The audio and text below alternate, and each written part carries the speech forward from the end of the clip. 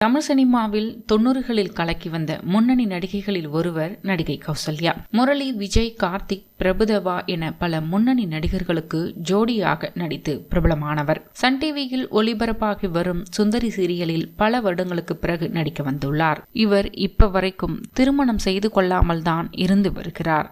கௌசல்யா பற்றி பலருக்கும் தெரியாத அவரின் மற்றொரு பக்கம் பற்றி தான் பார்க்க போகிறோம். கௌசல்யா டிசம்பர் 30, 1979 பெங்களூரில் பிறந்தவர். இவரது இயற்பெயர் கவிதா சிவசங்கர்.